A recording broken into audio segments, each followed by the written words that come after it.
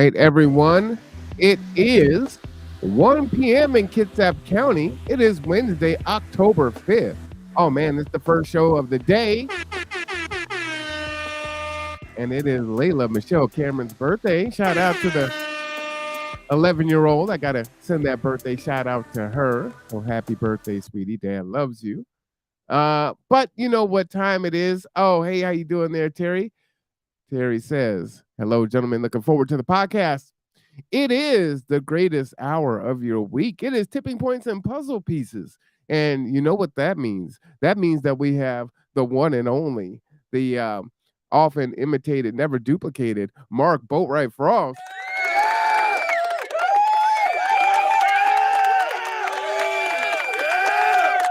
How are you doing today, sir? Fine, but I'm still looking forward to that cloning process that will allow me to be in two places at once. Well, I will get in line right behind you when they figure that out, because I need that right now, for sure. Yeah, busy people always need more of them than they have. Anyway, so today is come together and get Oh, your mind out of the gutter. what? What are you talking about, Mark? So, yeah, today's topic is about bringing people together. And Oh, as you nice. see from the picture here that we have up, frequently, and I being human like the rest of everybody else on the planet, when I see the marketing pictures up on top and the pretty people smiling at me, half of me goes, "Oh, that's pretty cool," and then the other half goes, "What a load of bullpucky." Mm. And it's just like, why don't we show real people, the real people doing the real work instead of somebody who got paid to be a model? Well, that's facts. I'm with you there. So the people on the line below are people that I know that all work toward building community. Might know the guy on the far right as you're looking at it, You know what's and the far interesting? left I for that didn't matter. realize that. I didn't even really pay attention to the actual people. Interesting. So yeah, it took me a while to put this together, but these are people that we both know for the most part that work every day at making Kitsap a better place. And they all dedicate their time to making it work, part time or full time. And we need to bring more people together. And that's kind of the topic of today's subject, and actually, or the subject of today's discussion. We were running errands this morning, and I was coming back from Port Orchard, and I stopped by Cups Cafe. And it happened that there was a fire alarm at the Navy Federal Credit Union this morning. And all of the folks from the credit union were down in the cafe. And Terry, who banks with Navy Federal, knew all of them, and we ended up in a discussion. And one of the things that was brought up is that they are required to give time to nonprofits, volunteer time to nonprofits, that they have to all do. And we started talking about that, and I said, well, we don't have volunteer positions at the moment that are useful, but Gather Together, Grow Together certainly does. And I'm sure Bailey's group needs volunteers. And it suddenly occurred to me that part of the discussion today should be there are lots of businesses and companies out there and organizations that require their people to have volunteer time. And there is no real easy way to connect them. I mean, United Way's got their website connection, but it's never really been very useful to us. And maybe part of what we need to do is become connectors, not just in the neighborhood, not just with our community ambassadors, not just through our workshops and trainings, but maybe we should work with these organizations and reach out and help them find places that fill the passion of their people who want to volunteer. So, Mark, let me ask you. Conversations are important. Can you give me some of the examples of the difficulty of connecting people through the United Way volunteer program? I'm actually meeting with the executive director tomorrow afternoon. Just for excuse me, just for us, when we send we get a ping saying they're interested in this, and we email them back, and we never get a response. Oh, okay. Not one, From not United not Way once or ever. from the No, volunteer? from the volunteer. Ah, okay. And as we all know, connecting through email and electronic means is in no means a guarantee of connecting people. And I'm just wondering if there should be a more proactive way for people to connect. I mean, you guys, G2 does that all the time. Not with corporations and or organizations and G2 or other groups, but you connect people all the time. It's what you do. It's what your people are so great at. Oh, well, thank you. And so I'm just wondering if that should not become part of our plans because we need to bring people together. And part of what I said when I posted this image on Facebook is, you're either part of the solutions or you're part of the problems. Sitting there not ignoring everything isn't making things better, and things are getting worse. So we really need to kind of come together. Jessica, what if United Way instead has a list of organizations looking for volunteers?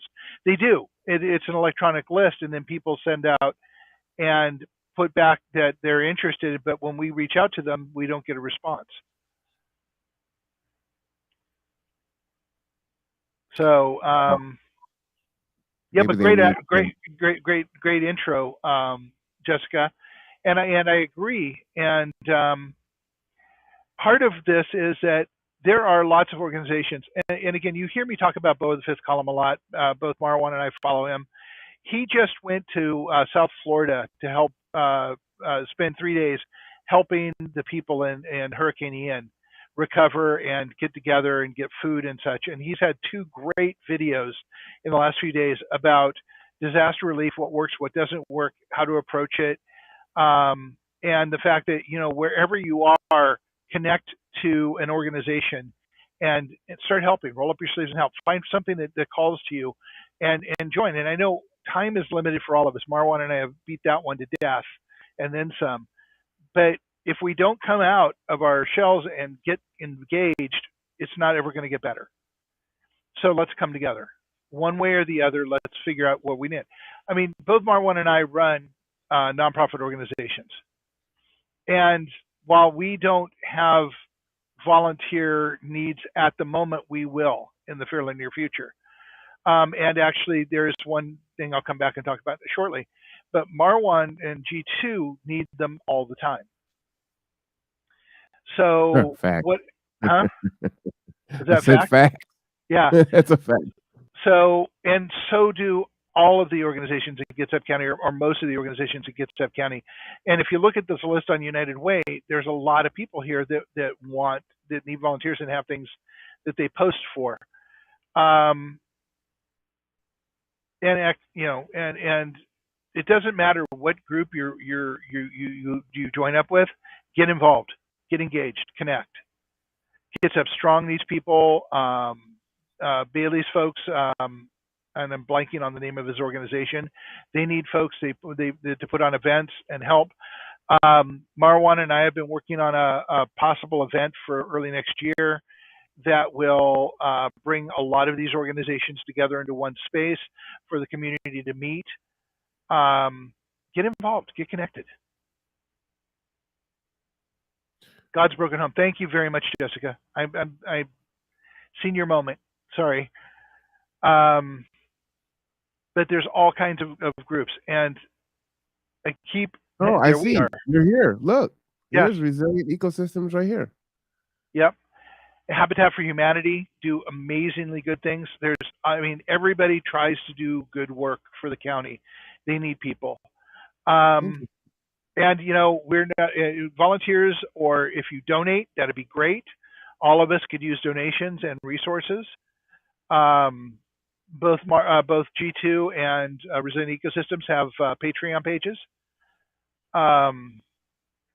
Come out and talk to us. I mean, we do meet and greets every 2 weeks at Cups Cafe. The next one will be on the 15th at 9:30 in the morning. We play Cards Against Humanity and talk about how to make the world a better place. So get engaged. Make the world around you better. We're all busy, but if we don't come together, it's never going to get better. So while you talk, I'm just going to fill this out because other Okay. people can learn from this experience. So Okay. I'm fully engaged. Oops. So yeah, and again, if there's a disaster, and part of the whole resilient ecosystems gets up resiliency project piece is to bring neighborhoods together. So when there is a disaster, there's some organization already in place in the neighborhood.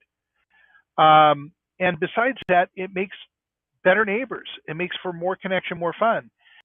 And we teach people how to connect. So I'm going to circle back around to my conversation with the Navy Federal Credit Union this morning. And I suggested that we could give volunteer hours for attending the workshop because part of the workshops is a train the trainer moment. And Hmm. they were very interested in that. And I'm more interested in training the trainers because a lot of what we talk about is connection, is how to connect, how to overcome cognitive dissonance, how to engage with people on a broader aspect, and how you can develop the tools to do that effectively. It's about how to develop grassroots network, how to break bread, how to come together, the things that are human commonalities as opposed to philosophical commonalities, political commonalities, religious commonalities, work commonalities. Jessica says, I Yeah, wonder if great United question. Way could help lead a campaign to engage businesses and government agencies in allocating employee time to volunteering. A handout to businesses about the benefits of allowing employees to volunteer on paid time and how it benefits their organizations. It sounds like she just lobbed one over the net to you, Marwan. Uh-oh, I'm not a robot. How's that? Are you sure? Well, I'm gonna have this conversation tomorrow with Carl. So I'm glad that you brought this up today, and then I can take all the input from you and Jessica and others into that conversation. So awesome. And Jessica can help with the talking points. Well, that is fantastic. Yeah, One of my favorite Jessica, people. I think Marwan and I are beginning to love you. Someone that can help write talking points is a wonderful thing. Michael says most large corporations will not be willing to do that. On the other hand, a lot of corporations donate to United Way already, and they engage their employees. And when I was working in Silicon Valley, it was a big drive in at least three of the companies I worked in to donate part of our paycheck to United Way every month.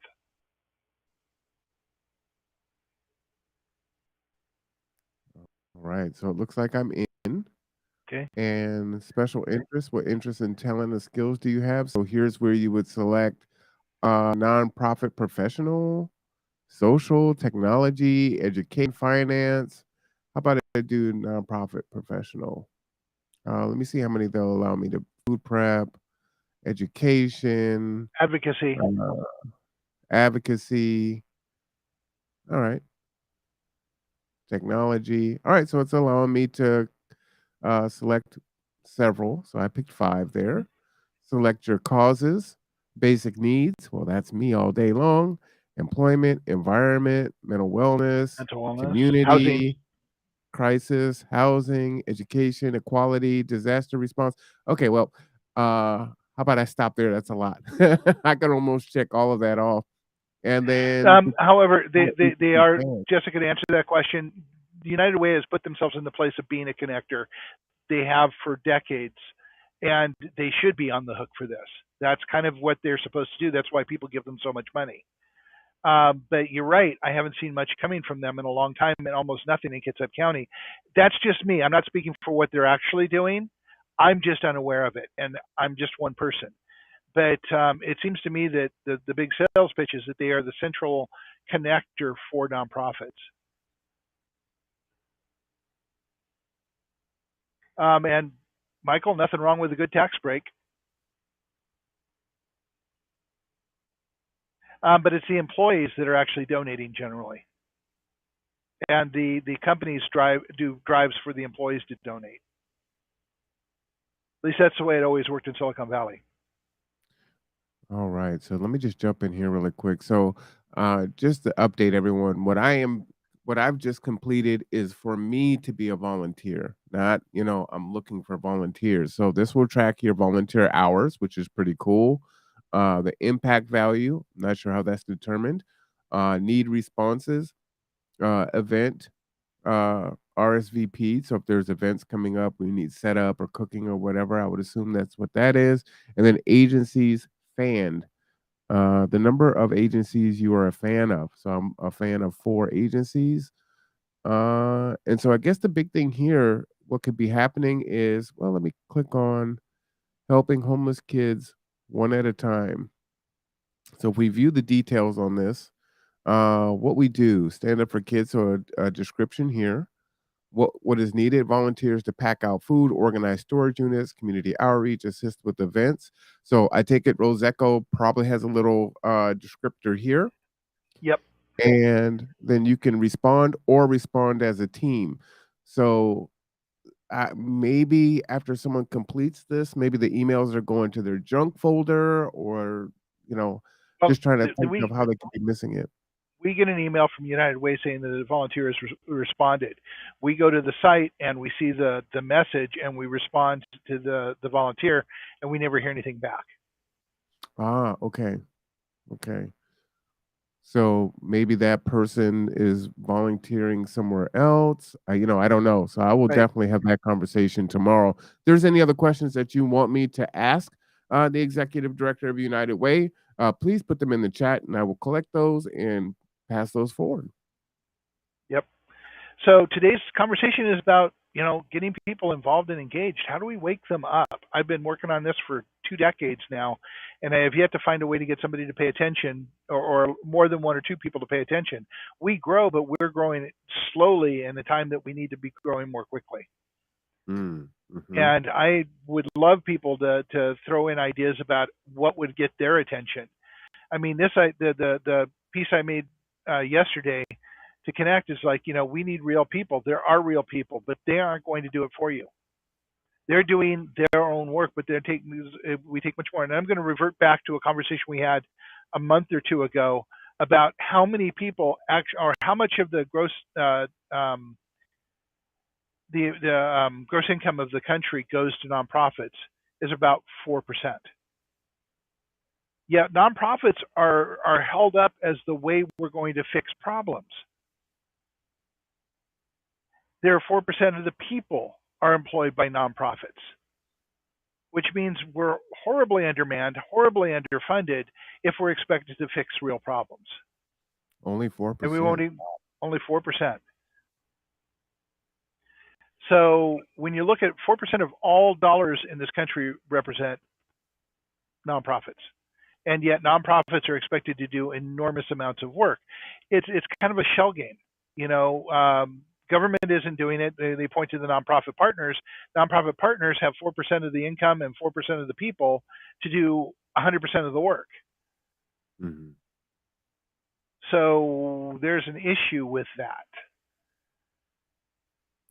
Yeah, I think the other difficult thing too is I was having a conversation. I think Jules okay with me sharing this, but as she embarked creating her nonprofit for the Black Student Union, right, to apply for grants and contracts, they want you to see, a balance sheet of, up to $250,000. It's like we're Or a just million. starting off.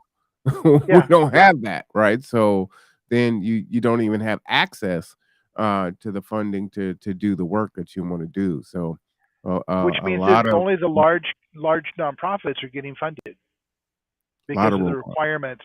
Yeah, a lot of the requirements. I've competed for 7 grants in the last 10 years that were competitive grants for nonprofits to do unique and creative work in the community to help develop community resilience, economic survival, and whatever. And several of them had peer reviews, means I can go look at the other people who have applied and go through and grade them and make comments on it. And I did that to the max every chance I got.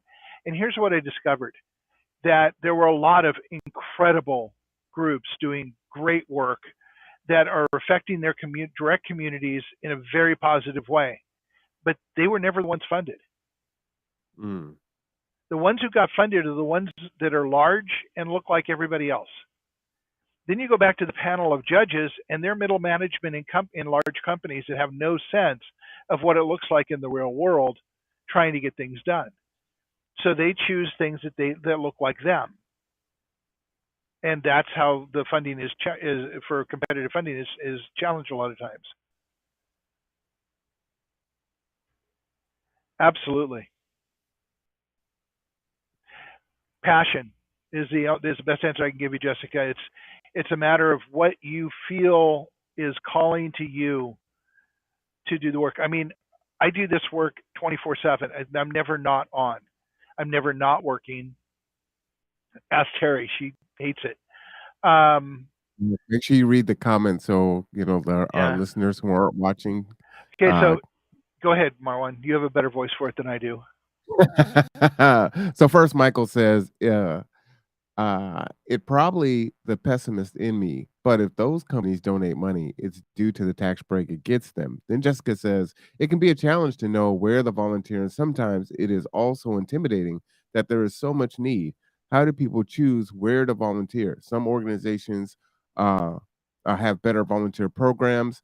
They have better training, tracking, engagement, etc. And that is definitely a true Yep, story.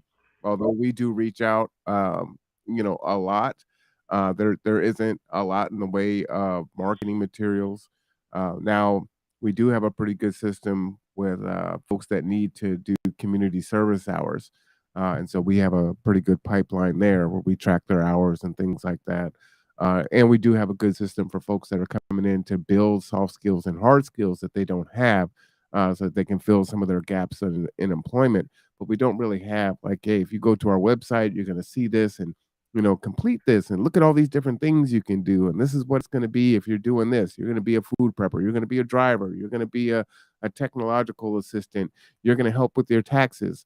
Uh, Hit the horn. We just were awarded a grant for helping folks with their taxes. So stay tuned for that. That will be rolling out here in a little bit. Anyway, so we don't have anything that is set that way, but we do need a ton of help. And when you're a small organization, we're a working board. So we don't have the luxury of, we just get to sit and, say, hey, yeah, this looks good. All you guys down there doing the work, it's like, no, no, we're doing the work. and and so it's difficult to try to build those things in, and trying to find one. So here's what I see, right? Let me just kind of go all the way back. Pre-COVID, we were doing concessions, right? And we would take up to 4 vanfuls, like up to 30 people, and do the Seahawks games or the Sounders or the Rolling Stones or the concerts and things like that. And we loved doing it. It was great, hard work, but it was awesome. COVID decimated that. Now we're not even doing that right now because we don't have the numbers to do that. And so that is a huge challenge on how do you rebuild that when so many people are in survival mode, right? So now it's like, hey, I want to give back, I want to do these things, but man, I'm barely hanging on. I'm trying to tread water and I'm losing ground, and I just don't have it to give. It's kind of that the conundrum that you and I, constantly um, talk about. try to solve. Yeah. Well, and for our organization, our work is generational, and a lot of our stuff is messaging. Though when Marwan and I get together for block parties, I flip dogs, flip burgers, prep food, get all of it right there. Um, but for resilient ecosystems, really the Kitsap Resiliency Project is the volunteer program. And until today, I hadn't thought about how to put out volunteer hours to do the work with the Kitsap Resiliency Project.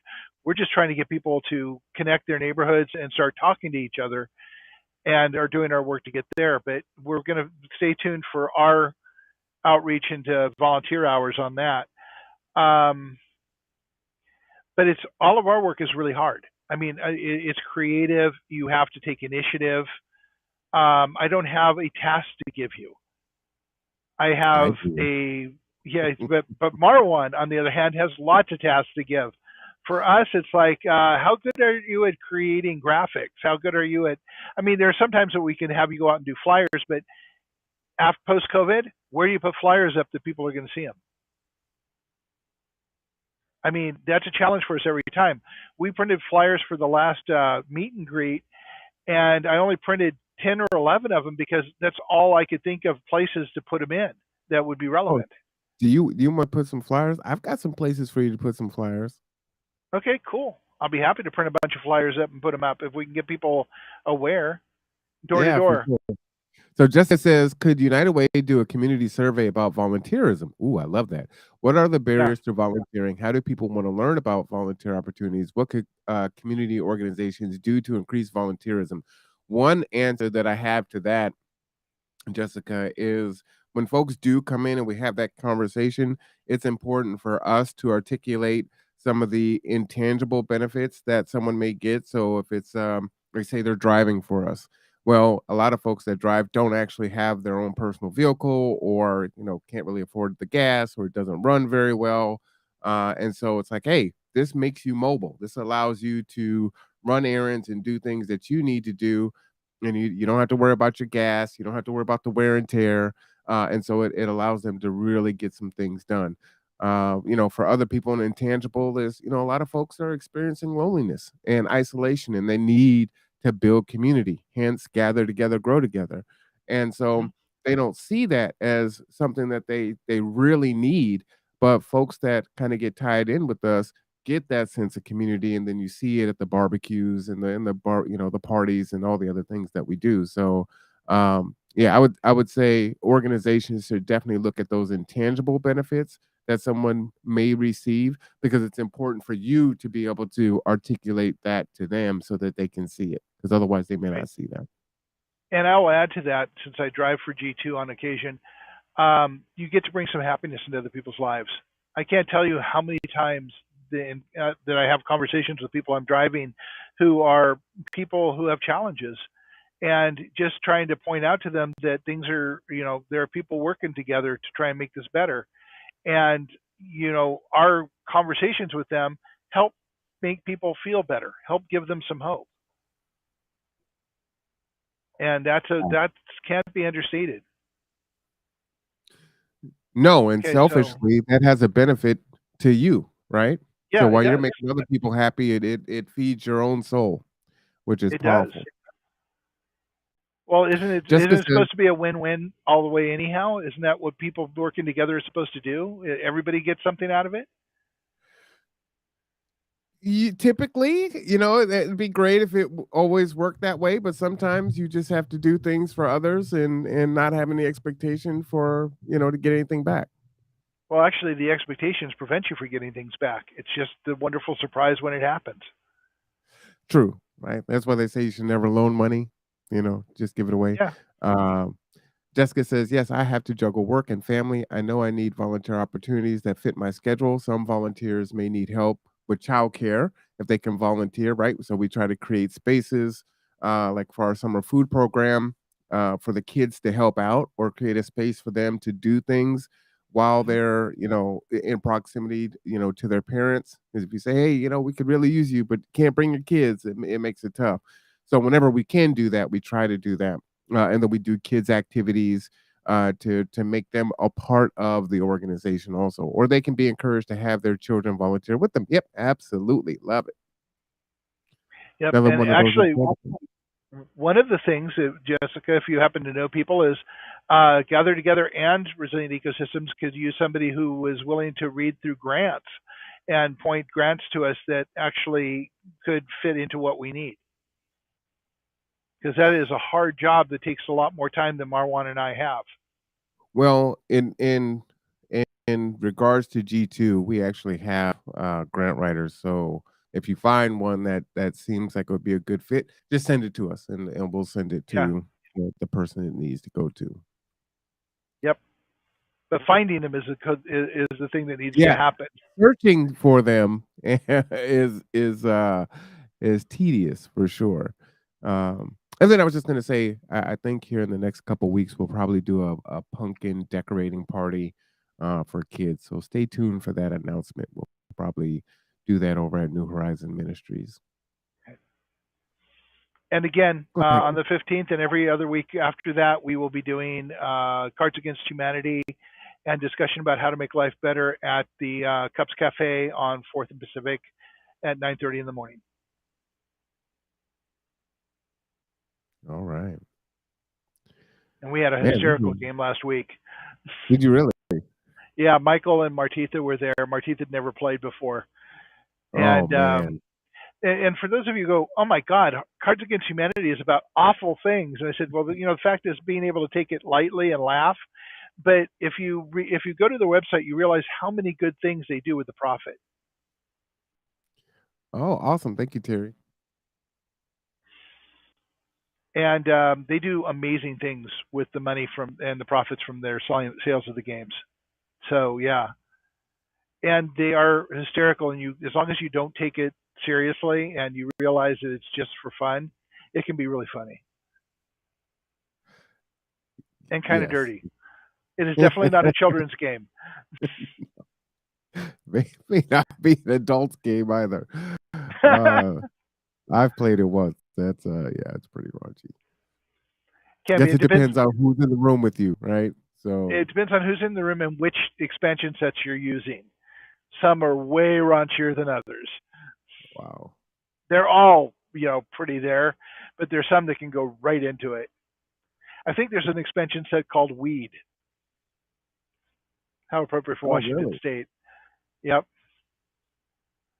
So anyway, so I guess what we're trying to do in this show is get people to think about committing now. And I understand the numbers. 46% of the country is one paycheck away from homelessness, and we've talked about that lots and lots and lots. And it's hard, but something funny? Those are the people that volunteer the most. Hmm. That's 151 million people, plus give or take.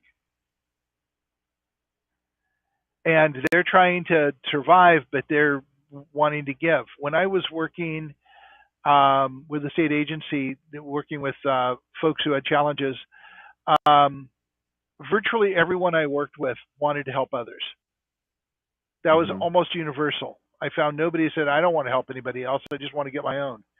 Almost universally, the people with the biggest challenges want to help others because they understand we need to come together. See how I fit that in there? We need to work together and we need to find human commonality and we need to spend our time finding ways to lift everybody. Because wasn't it Kennedy who said, a rising tide lifts all boats? We need to help find a way to rise that tide, and we can only do that together. No one is going to do it for you. I don't know how many times I can say that because people look at the list of the pictures of the people on the bottom here, and they think, well, they're already doing it. What do I need to do? You need to come and join because it's together we'll be able to do a better job for everybody. Homelessness is a fixable challenge, but we have to look at long-term solutions to it, and we have to look at the long-term causes to it. And a lot of these people are doing that. But we need help. We need people. And a lot of times, just coming and joining the organizations and working with the organizations, you'll bring a point of view that we haven't had. And I've said this almost every show. Bring your piece to the puzzle. If it's to us, that's fine. If it's to anyone else, that's fine. The point is, find something that you have a passion for and connect. Because you will bring something more than just your time. I'm just listening to you speak, and one of the things that might be a great addition for the United Way site is to say specifically what you'd like to do, right? So I got to pick my interest, but I didn't get to say exactly what knowledge, skills, and abilities I wanted to bring to bear, right? So that might be a good thing to put in. Yeah, and then human connectivity. I mean, electronic. I had this conversation this morning, and I've had it a lot lately. You know, um, when you have to deal with somebody in one of the corporations and even one of the smaller businesses, you end up in electronic help hell. You call and you end up in these automated phone systems, and then you end up talking to a computer and you end up talking to somebody in another country, and that don't none of them can really help you deal with what you need to have dealt with. And we've moved farther and farther away from any human interaction for the efficiency of AI, or of what I call virtual help. Mm. And in some ways, the United Way site, and this is no way denigrating United Way or their efforts, but it's a lot of electronic movement as opposed to connection. To answer Jessica's question, how do you find out? You really, and this is incumbent on the people, but it's also incumbent on us to put the word out to say, come talk to us, and let's see if we're a match. Because an email or whatever I can personally write or Marwan can personally write is only going to give a percentage of what really needs to be done, or what it's really about, or what the outcome is expected to be.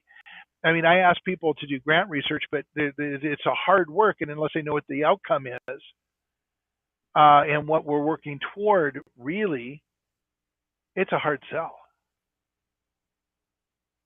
And I can see why people don't respond, and that's mostly what we're asking people to do. And we're revising that to a certain degree. Again, the train the trainer sessions, and actually giving them a workshop experience and giving them skills to be able to have communication. That's a whole different level. Um, but it's really got to come down to human communication and finding out what your passion is, and finding out what the organization really does. And don't be afraid to ask the next question. What do you really do? How is this going to affect the future? How is what you're doing and what you're asking me to do going to affect a positive outcome? I know You know, Marwan and I can answer those questions. I assume that most other nonprofits can too. well, I think what you're saying that really resonates with me is by having that conversation. Sometimes someone will come through the door. So I'll give an example, right? Folks will come through and it's like, all right, we have an immediate need, right? The vans need to be detailed, right? Because we want to keep them as clean and as safe as possible as they're transporting people.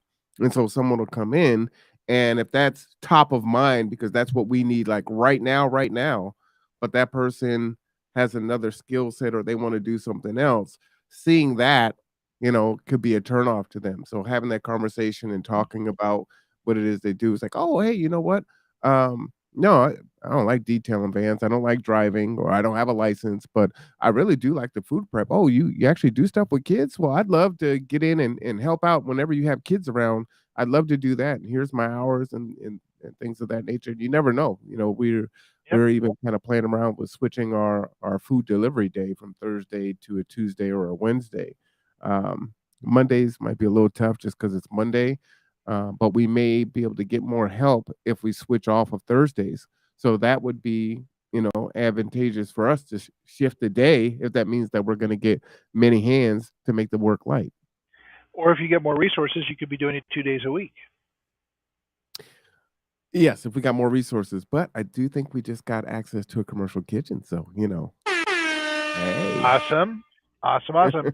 So, yeah, the more resources for G2, just remember they have a Patreon page, and Marwan will start putting that Patreon link up, and you can give resources to them so they can feed more people.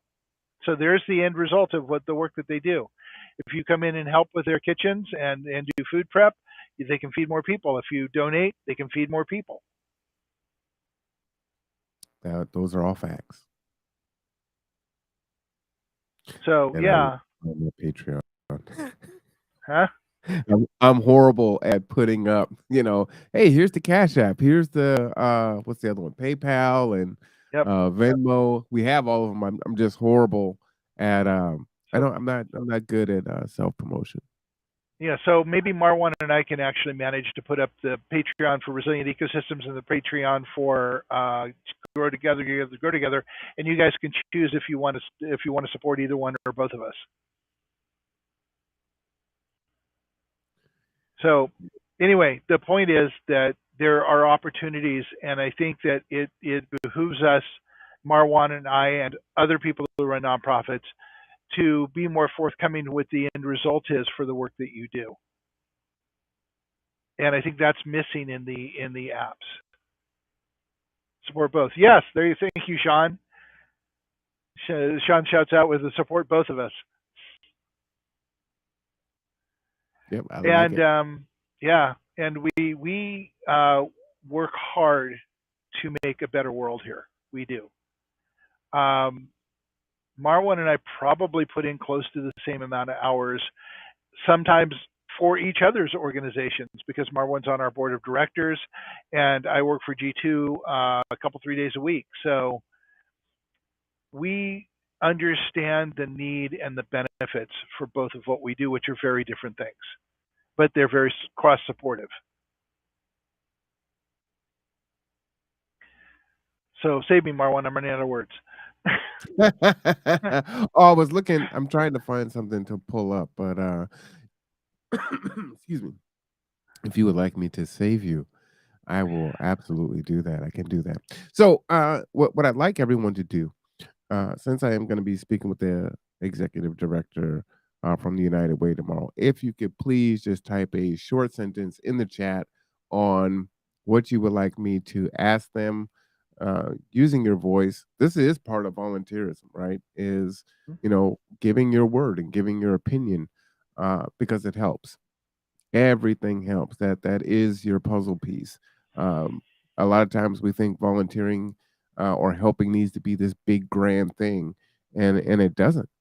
No, Tonight is city council, so advocating for the things that you think are important is a really good way to start volunteering. Right, you're volunteering your voice. You're elevating someone else's needs to city council and to the mayor in hopes that they're going to listen to it. It's budget season right now and take that under advisement. And if they don't do it this year, then next year, right? And so if you've attended a city council meeting, you'll see it. One person will give their 3 minutes, and someone behind them or a little bit after them will say, hey, I came on to talk about this, and then they'll use some of their time to bolster another point from before, right? I've actually done that myself in the last city council meeting. So there's, it doesn't have to be these big, huge expenditures of time and energy. That's all well and good, but something that small, like, hey, you know what? I'm gonna type in the chat and do that. I'm gonna subscribe. I'm gonna share out the podcast. There's so many different things that you can do. So, all of it all matters. which reminds me, please like and share this podcast. And we're trying to raise awareness throughout the community, and this is one of the ways to do it. Sean, yes, they do. Sean M. wrote, does the United Way have meeting rooms available for grassroots groups? Yes, I actually ran the first workshop series a couple of years ago in their rooms, but COVID changed the rules, and I don't know what they are currently. So maybe Marwan can find out if those rooms are available again, because I know during COVID they closed them up. They are available. I was in a meeting recently, and one of the board members was talking about the space being open and available. So Okay. it's just right there around the corner from G2. I'd say go in and just have a conversation. But yes, and I think they're underutilized. So yeah, if you're looking for a spot downtown, that's the spot.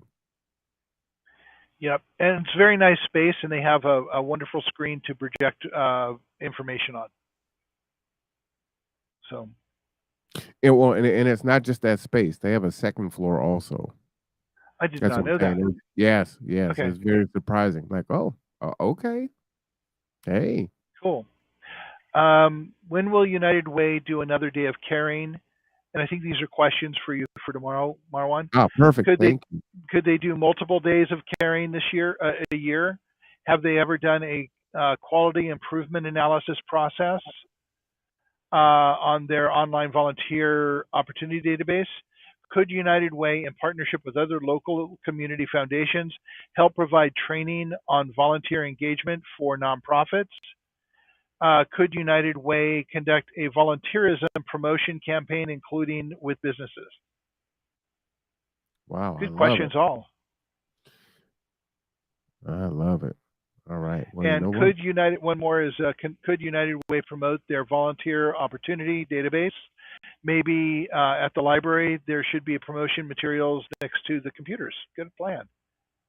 No, that's fine. And actually spurred um, a question for Marwan to ask tomorrow from me, and I'm not going to type it in, but we'll talk about it as we go forward. But we are planning or working toward planning a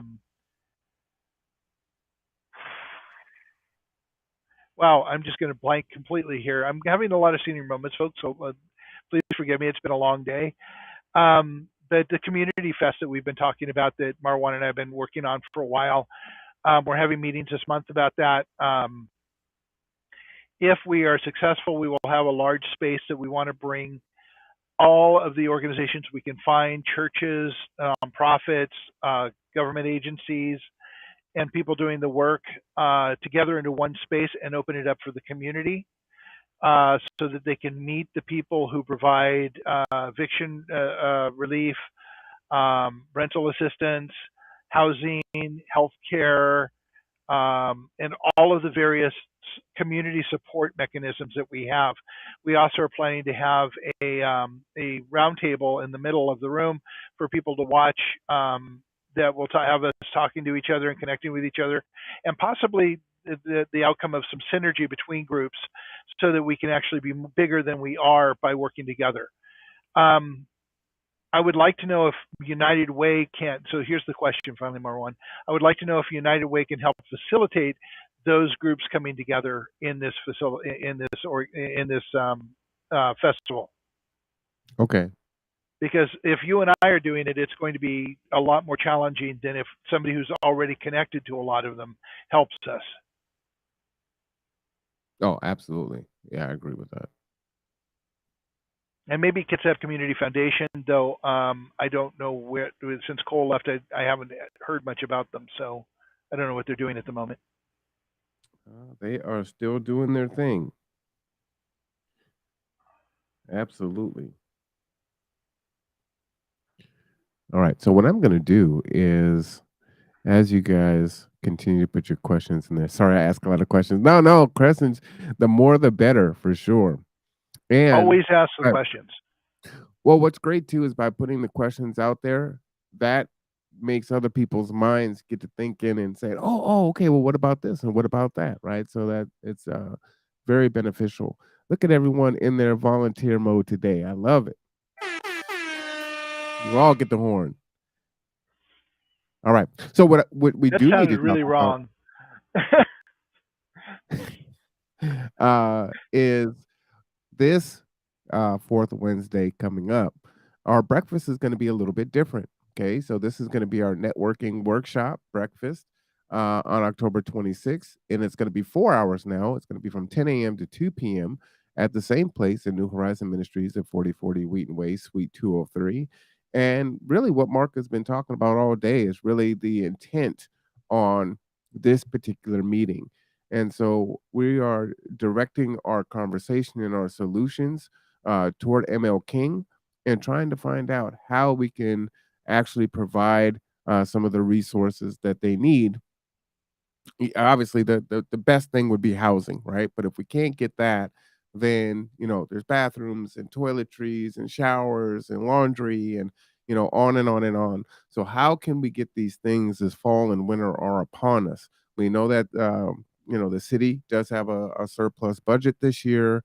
We know that the county may be able to pilot some programming, and we know that there are more and more volunteers that are coming together and saying, "Hey, we're willing to give some of our time and energy and effort to solving this issue and rolling up our sleeves."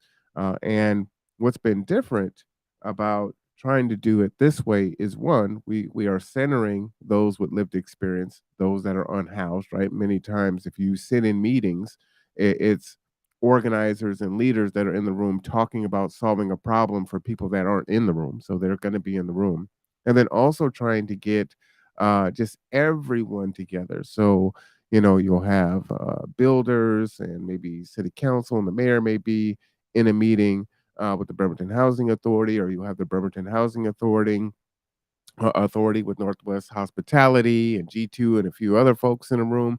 But we're really trying to get everyone in the room and really come up with solutions. And this isn't a pointing fingers on what you should have done or what you could have done better. And if you really cared about these people, you would do this. That's not what this is. This is, here's the situation. What can we do? What haven't we thought of? What things have been tried in the past and that didn't work? And what would make them work, right? For example, porta potties were used in certain places, but they were burnt down, or there were some issues with, needles being put into the toilet. Well, one of those solutions would be to have a needle receptacle in the bathroom, right? Because when those things are available, people tend to actually use them. So, how do you get past, folks maybe locking themselves into the bathroom and things like that? So, what does that solution look like to get porta potties downtown, or bathroom access, or to work with local businesses that are down there to provide those services? I don't know what the answers are, but we're only going to find those answers out and try something based on everyone coming together and having that discussion. So that's what this one is about. And this one is coming up this October 19th. And we want you to respond by October 19th, and just email us at g2g2housing@gmail.com and RSVP. I know Jessica will be there, Mark will be there, Terry will be there. I believe Sean will be there. Also, I believe Michael will be there. So all these folks that are here in the chat, that are typing in the chat, are going to be here.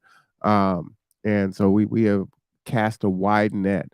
And I will send you the email if you haven't received it, so that you have it. And if there are some people that you believe can be a part of the solution and help in that process, tell them to come on down. And so G2 is going to feed you. And so we're really trying to build on all the things that we've been doing over the past year. This is what the community breakfast is about. This is what the neighborhood barbecues is about, with resilient ecosystems and G2 and New Horizon, and building those relationships in that community, and meeting new people and finding ways to work together. So that's what it is. You want to comment on that, Mark?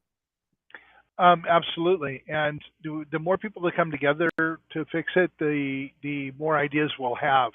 But understand it's a process. I mean, this is a first step in a process to address that, but it also shows community will to do it. And in order to get anything through a political situation, community will is the number one ingredient in making that happen. Mm-hmm.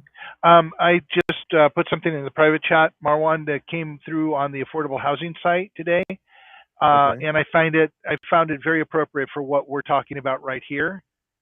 It's the European Union's and the EU's. The EU's look at what is a basic human right, and You I had want to to do put it in that? two parts because I had to do it in two pieces because of the limitation of the chat. Okay, hold on here. Yes, absolutely, Jessica. Will notes be taken for the community breakfast discussion? Absolutely. And it will be filmed, so there will be a video recording of it. Yes, we probably won't be live, but it will be through Zoom for those that can't physically attend. We have some folks that can't navigate the stairs, unfortunately, and the elevator is out. And then we have folks that can't commit to 4 hours, right? For various reasons. And so we want to make sure they can either, contribute in the breakout groups. So we'll have, different computers. So we have like 3 rooms that we're going to be operating out of on that day. So for those of you that have ever come to the pancake breakfast, normally we're in the sanctuary area where we eat, and then the other room is where we make the meals.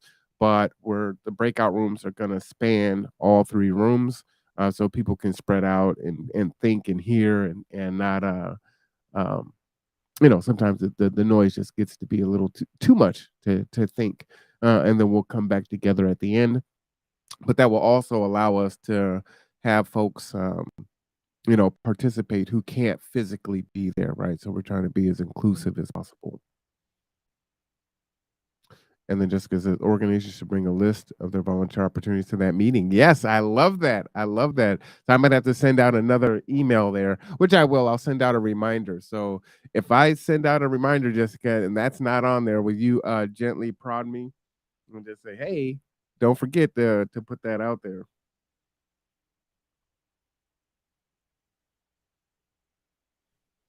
All right. You still with me there, Mark? I am. I'm just wanted to waiting to get that so we could talk about what it is.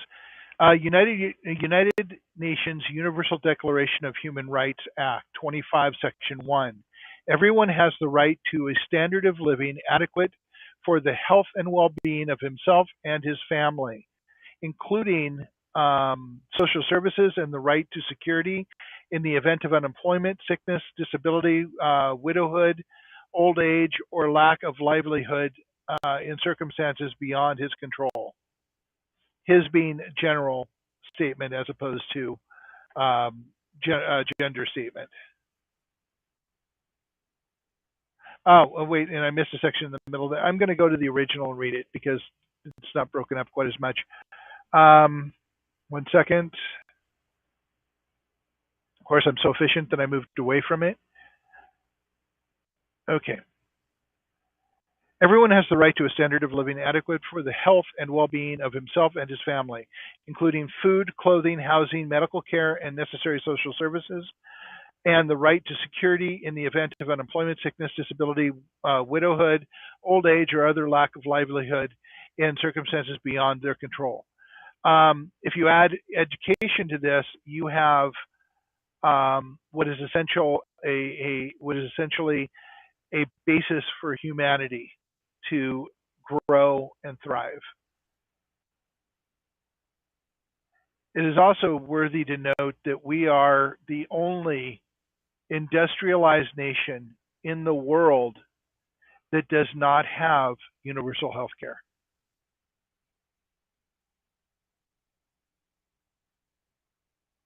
So, And I know Sean is doing some work on changing healthcare in our state. yeah. And there are also, as an announcement, there's going to be a discussion, a series of discussions at the Unitarian Universalist Fellowship starting this Friday that Marwan is facilitating. And the first, and part of that is, I think the third one is going to be Medicare for All, which is a step toward universal health care. How do you know all that, Mark? I have the flyer. All And it's right. in my calendar. You think I don't pay attention? No, it's just like I'm like, I'm trying to scramble to find it, and I'm like, how he's just rattling off the top of his head. Like, how does he know that? I'm impressed. Yeah, so, and actually, if you want me to, I can tell you what each one of them is. Starting on Friday, which is a community dialogue on Medicare privatization. The next one is the following month, and that is these are set up to be once a month on the first Friday, and that one is on Medicare for All. So I was wrong; it's the second one, not the third one. December's is social housing, and that's as far out as I'm going to go right now. I can bring up the flyer now. Buy you some time. Right. Yeah, thank you.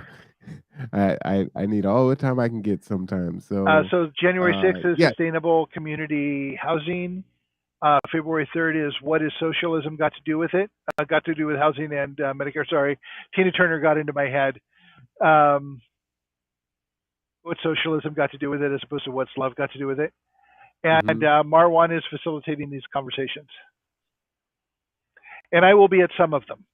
I will probably be at the first one for certain.